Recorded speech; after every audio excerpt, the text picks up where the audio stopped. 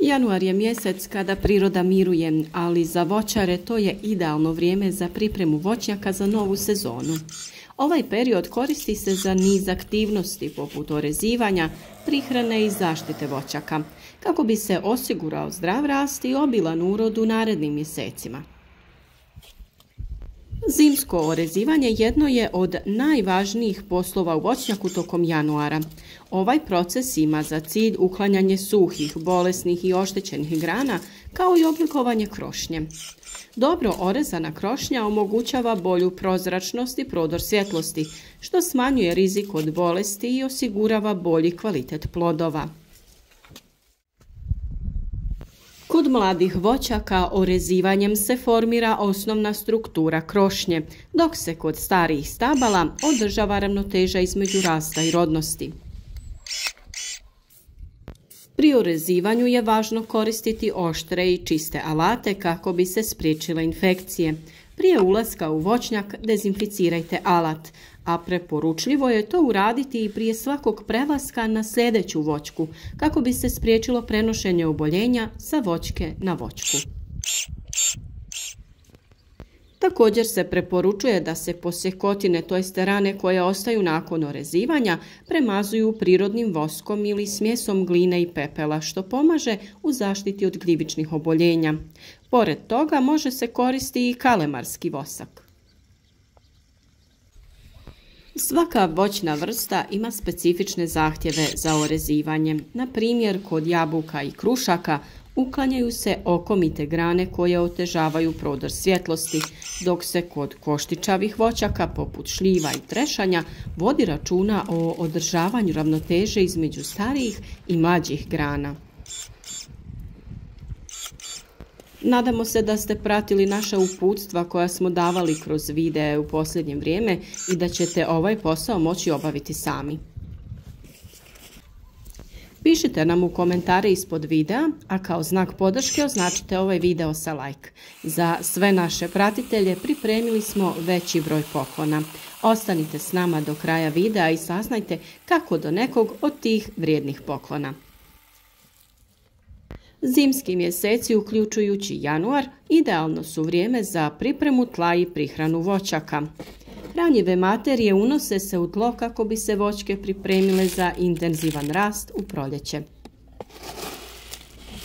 Prirodna prihrana poput stajnjaka, komposta ili glistinca najbolji je način da se poboljša plodnost tla. U fazi dodavanja hranjiva u tlo dobro je prostor oko voćki prekopati tako da bi hranjive tvari ušle što lakše u tlo. Na ovaj način usporavamo i rast korova, a tlo postaje plodnije. Stajnjak se raspoređuje oko stabala, ali treba voditi računa da se ne stavlja direktno uz deblo kako bi se izbjeglo njegovo truljenje. Kompost bogat organskim materijama može se dodati na površinu tla ili plitko ukopati kako bi se poboljšala struktura zemljišta i zadržala vlaga. Pepeo od drveta je izvrstan izvor kalija i koristi se u manjim količinama za voćke koje ga zahtijevaju. Vjerovatno ste gledali i video u kojem smo po vrtu i voćnjaku dodavali vapno ili kreć. Za alkalizaciju kiselog tla može se dodati vapno, ali s oprezom, kako ne bi došlo do prevelikog povećanja pH vrijednosti tla. Analiza tla prije prihrane pomaže u određivanju pravih količina hranjivih materija koje su potrebne svakoj voćki. Za sve profesionalne voćare izrada analize tla je prvi korak u pripremi voćnjaka za novu sezonu. Na taj način ćete tačno znati kojeg elementa u tlu ima manjka, kojeg dovoljno, a kojeg eventualno ima previše. I prema tim uputama odraditi pravilnu prihranu voćaka. Januar je također vrijeme kada se obavljaju preventivne mjere zaštite voćaka. Jedan od ključnih zadataka je uklanjanje ostatka plodova, lišća i korova ispod stabla, jer oni mogu biti izvor zaraze. Tretiranje voćaka prirodnim preparatima može značajno smanjiti rizik od bolesti i štetnika. Primjena bordoške čorbe, otopine bakar sulfata, u ovom periodu pomaže u zaštiti od gljivičnih infekcija poput pepelnice i krastavosti. Ovaj tretman obavlja se kada su voćke u fazi mirovanja i kada su temperature iznad nule. Mi smo već odradili krečenje kore stabla u novembru i objasnili zašto je to važno odraditi obavezno prije zime. Krečenje ili bijeljenje debla krečnim mlijekom ili vapnom je jedna višestruko korisna praksa, pa ukoliko je niste odradili ranije, možete to uraditi i u januaru. Ovaj postupak štiti voćke od naglih temperaturnih promjena koje mogu izazvati pucanje kore, a istovremeno sprječava naseljavanje štetočina u pukotinama. Prilikom hladnih zimskih dana, iako je temperatura vrlo niska, sunce može ugrijati tamnu koru stabla i to se može vrlo loše odraziti na samu voćku. Prilikom pripreme samog hrečnog mlijeka dobro je u njega pomiješati i otopljeni plavi kamen koji uništava gljivične spore. Ovim premazom spriječiti ćemo i razvoj lišejeva i mahovine koje mogu nepovoljno utjecati na voćke. Na našem kanalu imate detaljan recept za pripremu i objašnjenje važnosti ovog postupka. Osim tih direktnih radova u voćnjaku, januar je idealno vrijeme za održavanje voćnjaka. Provjerite i popravite ograde ili sisteme za navodnjavanje kako biste bili spremni za intenzivne proljetne radove. Alate za orezivanje također trebate naoštriti i dezinficirati da budu spremni za upotrebu. Prošetajte i redovno pregledajte voćke kako biste uočili eventualne znakove bolesti ili prisustvo štetočina. Ovaj preventivni pristup omogućava brzo reagovanje i smanjuje potrebu za intenzivnim tretmanima tokom sezone. Obavezno se treba obratiti pažnja na brojnost glodavaca koji se moraju držati pod kontrolom. Naročito se to odnosi na voluharice koje mogu napraviti velike probleme u voćnjacima. Ako primijetite veći broj rupa u tlu, obavezno poduzmite mjere za suzbijanje ovih štetnika.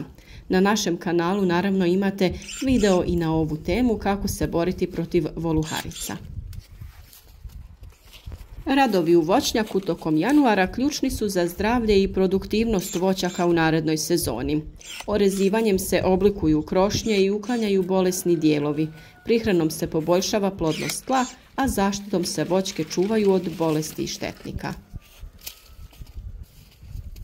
Na našem kanalu Proizvodnja voća i povrća tokom cijele godine ćemo detaljno govoriti o ovim temama, pokazujući naravno i konkretne primjere i savjete za sve voćare.